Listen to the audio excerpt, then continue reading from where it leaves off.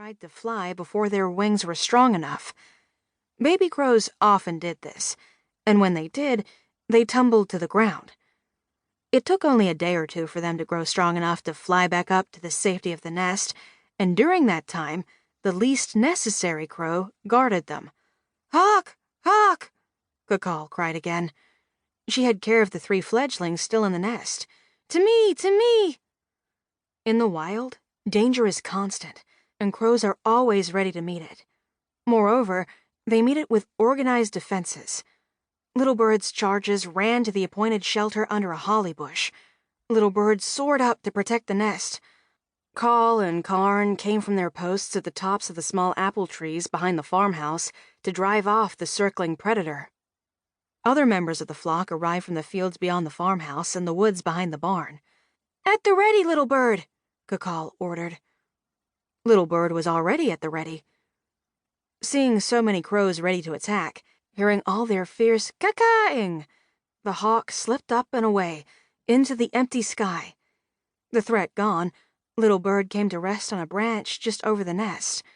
She relaxed her wings and stretched her neck. "Safe now," she called down to her charges. The 2 fledglings emerged from under the holly bush, chattering with relief and excitement, and at the same moment one of the gray squirrels whose den lay deep in the horse-chestnut tree gave a sharp alarm. "Cat!" it screeched. "Cat! Climb!" Little Bird sprang up and spread her wings. "Little Bird," Cacall demanded, "why are you up here?" "Because you—" Little Bird began. "You're supposed to be guarding them." Cacall was angry. "Sorry," Little Bird said. She knew as well as any other bird that cats hunt on the ground, and she also knew that these 2 fledglings were not yet ready to fly. She darted down, "Ka, ka, ka," to let whichever cat it was know she was on her way.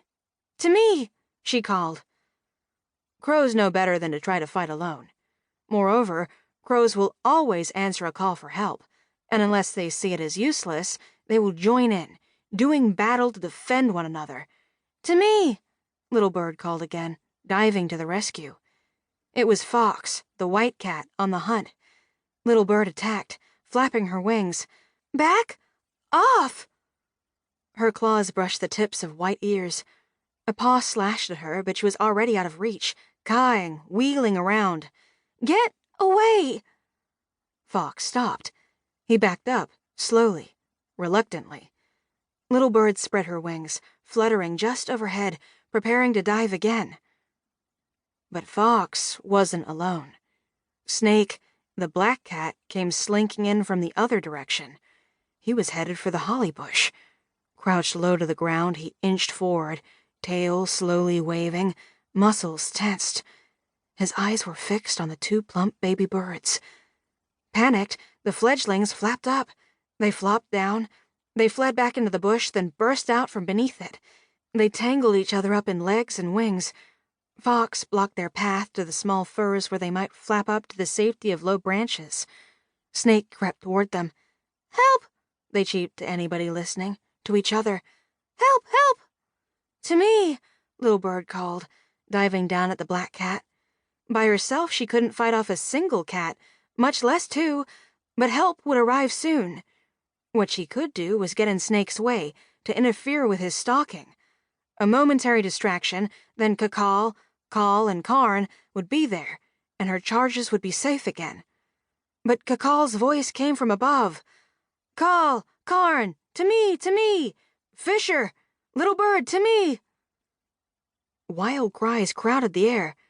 "Cats, to me!" and "Fisher, to me!" and "Help, help!" They were joined by the calls of more crows from the field and the woods. "Coming! On our way!" and the jeerings of blue jays.